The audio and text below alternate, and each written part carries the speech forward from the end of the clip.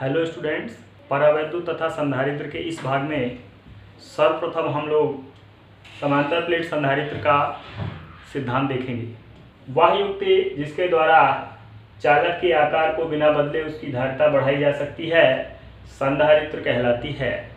यहाँ पर संधारित्र बनाने के लिए हमको चालक की धारिता बढ़ानी है और चालक का आकार नहीं बदलना है।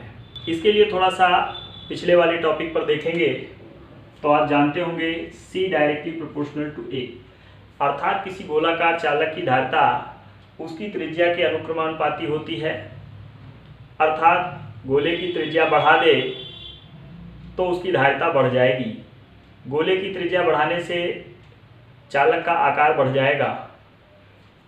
आप देख सकते हैं कि पृथ्वी के बराबर त्रिज्या का एक गोलाकार चालक लें तो उसकी धारिता केवल 711 माइक्रोफैरेड होती है। अतः एक चीज़ स्पष्ट है कि चालक का आकार बढ़ाकर हम उसकी धारिता तो बढ़ा सकते हैं, लेकिन वह हमारे लिए किसी व्यवहारिक उपयोग का नहीं रहेगा। अतः सामान्यतः चालक की धारिता उसके आकार को बढ़ाकर नहीं बढ़ाई जाती है। फिर हम इसकी धारिता को कैसे बढ़ाएंगे ये देखने के लिए हम यहाँ पर एक चालक A ले रहे हैं। इस चालक को Q आवेश दिया गया है। Q आवेश देने पर मान लेते हैं इसका विभव V हो जाता है, तो इस चालक की धारिता C बराबर Q/V होगी। इस सूत्र से स्पष्ट है यदि V यानी इस चालक का विभव किसी तरीके से हम घटा दें तो इसकी धारिता C बढ़ जाएगी। अब चालक का विभव जब हम घटाएंगे तो ये हमें कैसे पता चलेगा कि इसका विभव घटा है या नहीं। इसके लिए यहाँ पर एक ये स्वर्णपत्र विद्युतदर्शी जोड़ा गया है। इसकी पत्तियों के बीच फैलाव इस चालक के ऊपर विभव के अनुक्रमानुपाती होता है।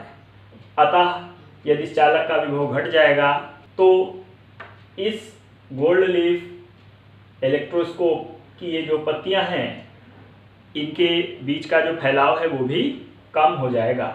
और इस प्रकार हम जान सकते हैं कि चालक का विभव घट गया है या नहीं। चालक को दिया गया आवेश आधा प्लेट के इस हिस्से पर वितरित हो जाएगा और आधा प्लेट के दूसरे हिस्से पर वितरित हो जाएगा। अर्थात Q/2 आवेश प्लेट के एक हिस्से पर होगा और प्लस Q/2 आवेश प्लेट के दूसरे हिस्से पर होगा। अब हम क्या करेंगे, इस चालक के समीप में एक वैसा ही दूसरा अनावेशित चालक B रखेंगे।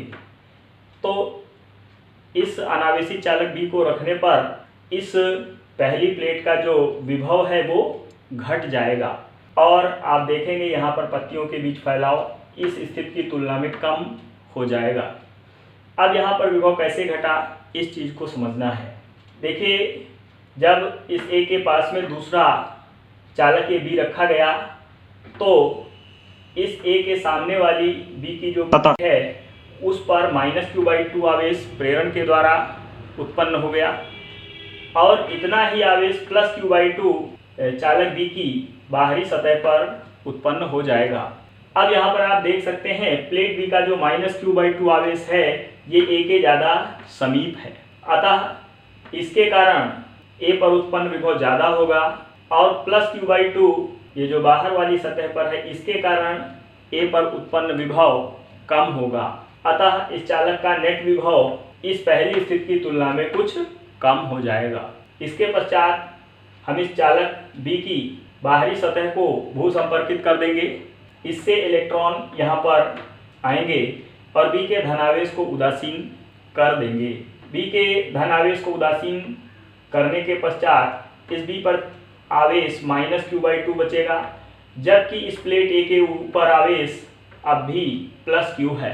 अब यह प्लस Q आवेश इस प्लेट A के अंदर वाले सतह पर धीरे धीरे आ जाएगा, क्योंकि यहाँ से इलेक्ट्रॉन लगातार B पर आते रहेंगे जब तक कि इसके ऊपर भी आवेश Q नहीं हो जाता, अर्थात -Q नहीं हो जाता। अब इस स्थिति में A और B दोनों प्लेटों पर आवेश अंदर की सतह पर है और मात्रा में बराबर है, परंतु प्रकृति में विपरीत है। इस परिस्थिति में आप देख सकते हैं कि जो ये गोल्ड लीफ इलेक्ट्रोस्कोप है, इसकी प्लेटों के बीच की या इसकी पत्तियों के बीच की जो दूरी है और थोड़ा सा घट गई, अर्थात चालक ए का विभव और घट गया। मान लेते हैं इस स्थिति में इसका विभव V डैश है, तो इस V डैश की अब गणना करेंगे।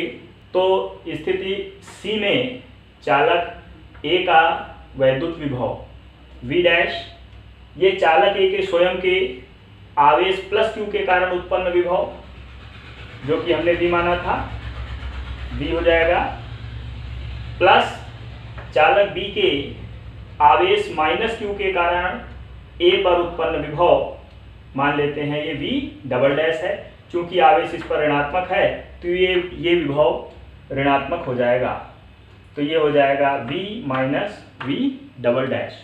इस समीकरण को हल करेंगे और V को इधर ले आएंगे, V डैश को इधर ले आएंगे, तो आप देखेंगे ये आपको मिल जाएगा V बराबर V dash plus V double dash, ये प्राप्त हो जाएगा।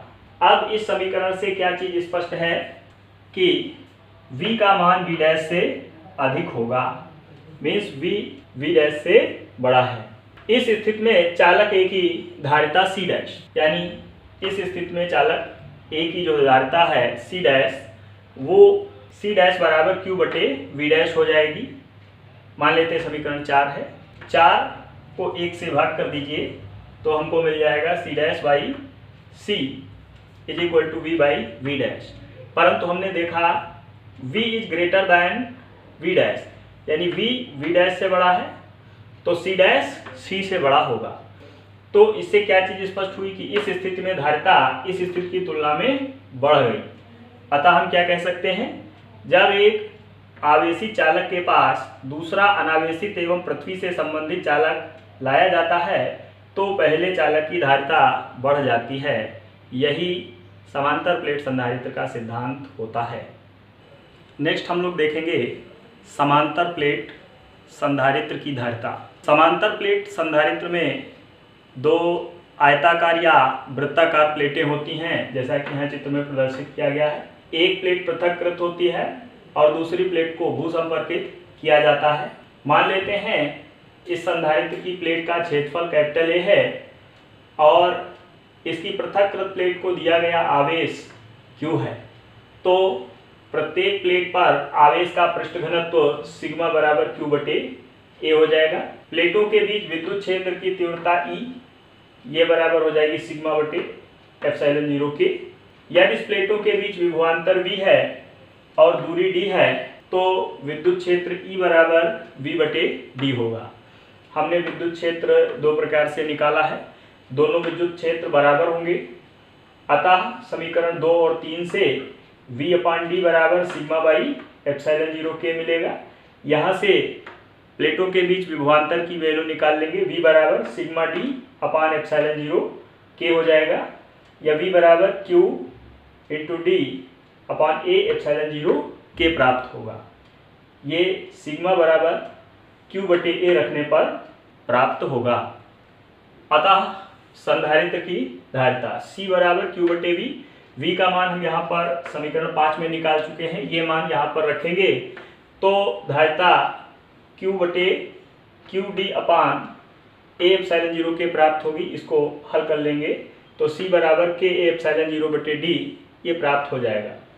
यदि इस संधारित्र की प्लेटों के बीच में वायु स्थित है तो कैपिटल K बराबर 1 होगा, अर्थात वायु के लिए आपको मालूम होगा परावैद्युतांक K का मान 1 होता है।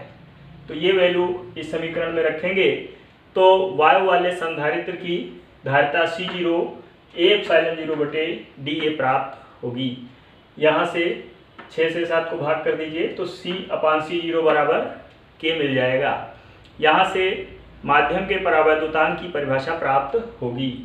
अतः परावैद्युत पदार्थ युक्त संधारित्र एवं वायु संधारित्र की धारिताओं के अनुपात को परावैद्युत पदार्थ का परावैद्युतांक कहते हैं। समांतर प्लेट संधारित्र की धारिता निम्न प्रकार बढ़ाई जा सकती है। अब इसके लिए पुनः समीकरण नंबर 6 देखिए, तो C directly proportional to A, अर्थात इस संधारित्र की प्लेट का यदि क्षेत्रफल बढ़ा देंगे तो इसकी धारिता बढ़ जाएगी, लेकिन यह संधारित्र के सिद्धांत के विरुद्ध है, अतः प्लेट का क्षेत्रफल बढ़ाकर धारिता नहीं बढ़ाई जाती है। Number 2, C directly proportional to K, अर्थात इन प्लेटों के बीच में अधिक परावैद्युतांक वाला परावैद्युत पदार्थ रख दीजिए, उस परिस्थिति में भी संधारित्र की धारिता बढ़ जाएगी। तीसरा आप देख सकते हैं C प्रोपोर्शनल टू 1/D, अर्थात संधारित्र की प्लेटों के बीच की दूरी घटा दीजिए, तो दूरी जब घट जाएगी तो संधारित्र की धारिता C बढ़ जाएगी। इस प्रकार हम किसी संधारित्र की धारिता को बढ़ा सकते हैं। नेक्स्ट हम लोग देखेंगे संधारित्रों का संयोजन। सर्वप्रथम श्रेणी क्रम संयोजन। धारिता को कम करने के लिए संधारित्रों को श्रेणी क्रम में जोड़ा जाता है। मान लीजिए यहाँ पर 3 संधारित्र हैं जिनकी धारिताएं क्रमशः C1, C2 व C3 है। इन तीनों संधारित्रों को श्रेणी क्रम में जोड़ा गया है। पहले संधारित्र की पहली प्लेट को +Q आवेश दिया गया है। इसके कारण पहले संधारित्र के दूसरी प्लेट पर इतना ही आवेश प्रेरित हो जाएगा, परंतु उसकी प्रकृति ऋणात्मक होगी। इसी प्रकार आगे के जितने संधारित्र हैं उन पर समान मात्रा में आवेश Q प्रेरण द्वारा उत्पन्न हो जाएगा। यहाँ पर प्रत्येक संधारित्र का विभवांतर अलग अलग होगा, चूँकि सभी की धारिताएं अलग अलग हैं। पहले संधारित्र का विभवांतर मान लेते हैं V1 है, दूसरे का V2 है और तीसरे का V3 है। यदि पूरे संयोजन का कुल विभवांतर कैपिटल V है तो कैपिटल V बराबर V1 + V2 + V3 हो जाएगा। प्रत्येक संधारित्र की प्लेटों पर यहाँ आवेश Q समान है, अतः पहले संधारित्र के लिए Q बराबर C1 V1 हो जाएगा, दूसरे के लिए Q बराबर C2 V2 हो जाएगा, तीसरे के लिए Q बराबर C3 V3 हो जाएगा। अतः हम ये समीकरण यहाँ पर लिख सकते हैं। अब यहाँ पर Q बराबर C1 V1 से यदि आप देखेंगे तो V1 बराबर Q बटे C1, यदि इससे और इससे देखते हैं तो V2 बराबर Q बटे C2, और यदि इससे और इससे देखते हैं तो V3 बराबर Q बटे C3 हमको यहाँ पर प्राप्त हो जाएगा। V1, V2 और V3 की ये मान हम समीकरण 1 में रख देते हैं, तो हमें V बराबर Q/C1 + Q/C2 + Q/C3 प्राप्त होगा। यदि इस पूरे संयोजन की तुल्य धारिता कैपिटल C है तो V बराबर Q बटे C हो जाएगी।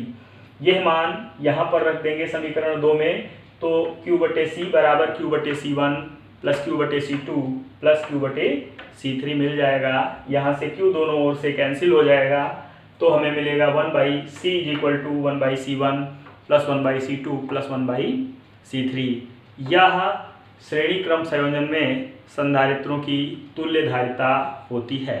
इसी प्रकार नेक्स्ट हम लोग देखेंगे समांतर क्रम संयोजन। संधारित्रों की धारिता को बढ़ाने के लिए उन्हें समांतर क्रम संयोजन में जोड़ा जाता है। मान लेते हैं 3 संधारित्र हैं जिनकी धारिताएं क्रमशः C1, C2 व C3 हैं। इन तीनों संधारित्रों को यहाँ पर समांतर क्रम में चित्र के अनुसार जोड़ा गया है।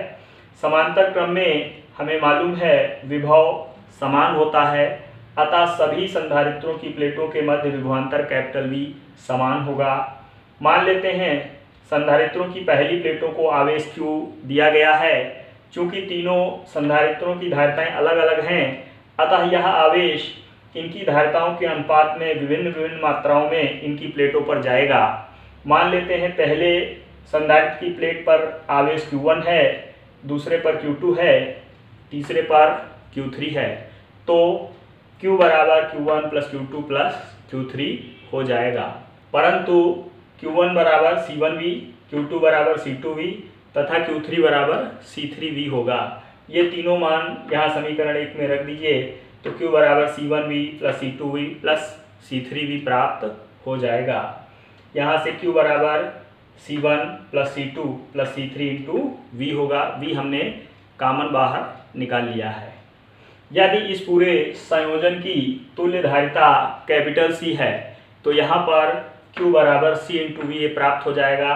यह मान यहाँ पर रख देंगे समीकरण 2 में, तो CV बराबर C1 + C2 + C3 × V प्राप्त होगा। V दोनों ओर से कट जाएगा, तो C बराबर C1 + C2 + C3 प्राप्त हो जाएगा। यह समांतर क्रम में संधारित्रों की तुल्यधारिता का सूत्र होता है।